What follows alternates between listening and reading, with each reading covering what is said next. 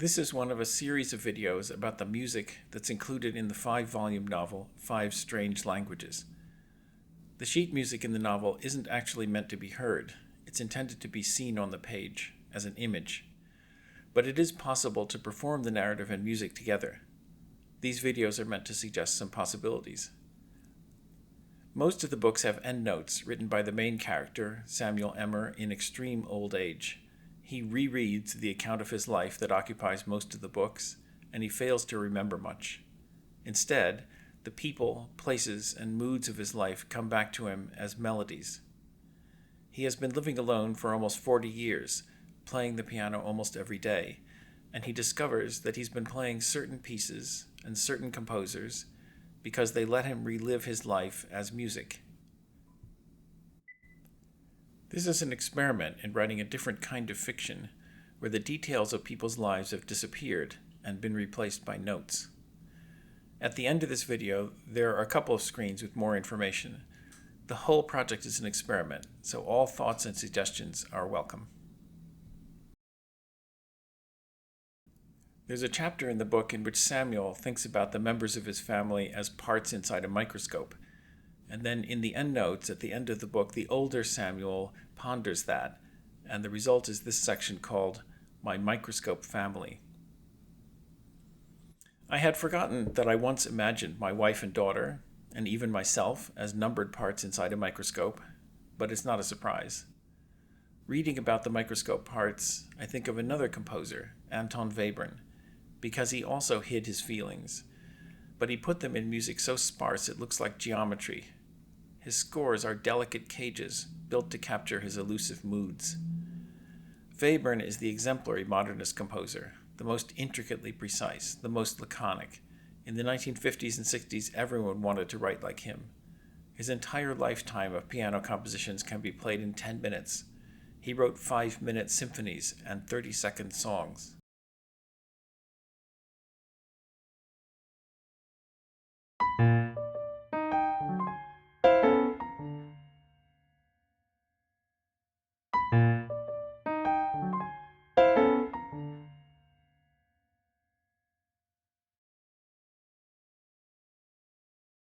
At first, playing Webern on the piano is like pretending to be an automaton. My hands move at a constant speed, finding individual notes far apart on the keyboard. Here I start by reaching my left hand all the way over to the right to reach high B. Then I reach my right arm over my left to hit a B flat that's an octave below middle C. In the second measure, I play the same note twice, once with the left hand, again with the right. Staccato, the two notes distinctly separate. The third measure has longer notes, very simple, the simplest possible music that isn't for children. In the last measure, my left hand reaches up to the treble, and my right arm crosses over to find a low D. Webern could have written it so I played the low note with my left hand and the high one with my right, but he wanted me to cross arms. He wanted it awkward. As I play, I discover the compositions are full of feeling. It's just that the emotion is tamped down. Instead of great washes of passion like in Bruckner or Wagner, Webern gives me nearly empty pages. Instead of rising crescendi full of orchestral colors, tremolos, and arpeggios, as in Liszt or Berlioz, I get a few notes carefully arranged on white paper. Yet the feelings are there, clinging to the few remaining notes. They are like lichens on alpine rocks, trying to survive where nothing else can. Webern once gave advice to a pianist who was going to perform his set of piano variations. That composition is just 4 pages of music, but Webern had things to say about every measure.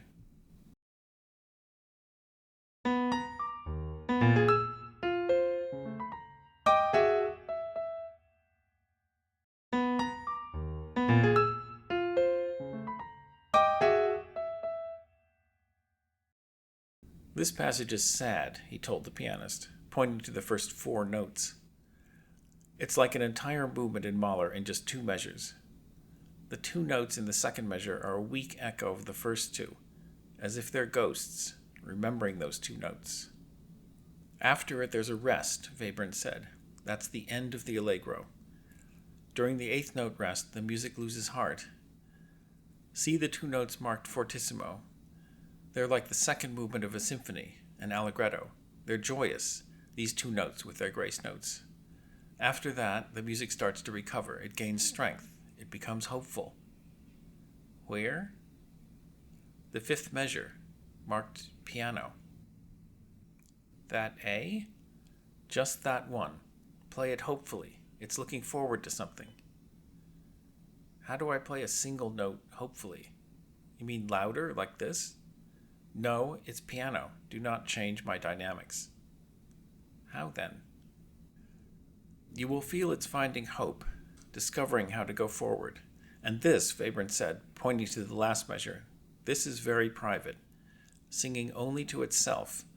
Play it inwardly. Don't play for the audience. It's a song that's for a person the composer loved, just for her. Play it with circumspection, as if you're unsure. Slowly? No, keep to tempo. Play all the markings exactly as they're notated, piano on both notes. And so the lesson went on for an hour, Webern telling the pianist how to sense the emotions in his dry-as-bone score. Far back, behind the notes, there are romantic pictures in Webern's music. Secret gardens where people walk, singing songs no one will hear. Blue distances on silent lakes. Towers where people live, reading books and keeping watch for birds returning over the mountains. Romantic thoughts of places far away. But those scenes are paralyzed. His music is like one of those monstrous traction assemblies that keep patients immobile in their hospital beds. Screws are set into the patient's bones. Limbs are suspended by wires and pulleys. The patient is fed by oxygen and intravenous drip. Webern constructed joints and beams, screws and wires to protect his injured ideas and extend their life as long as possible. This is one reason I love his music. It recognizes the danger of romantic feelings, the necessity of immobilizing them.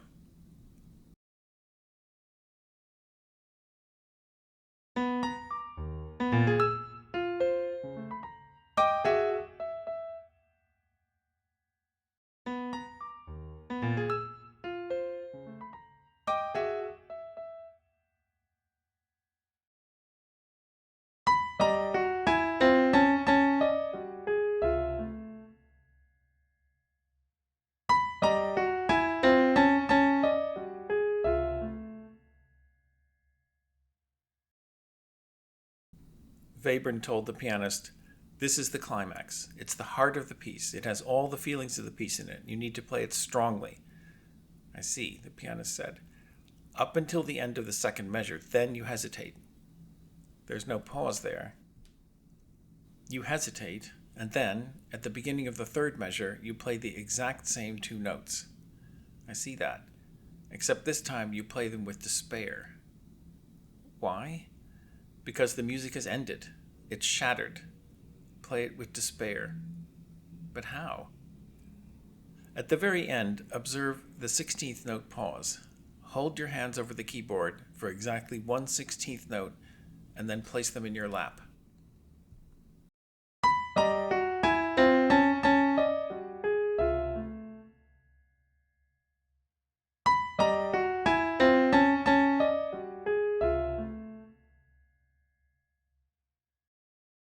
Two loud chords this time, Webern said, followed by an echo, also two notes, but very fast. Absolutely. A one-beat rest, yes. Then another pair, two loud notes followed by two soft notes. This time the soft notes are staccato. Why are they barred together as a group of four? Afterward comes a one-beat rest, then another loud pair, this time with grace notes. I see that. But how do I play it? Is it sad? The feelings here are private. You have to find them yourself, that's all. The line ends with a one-beat rest. The pianist recorded all this in his diary. The two had no further meetings after that.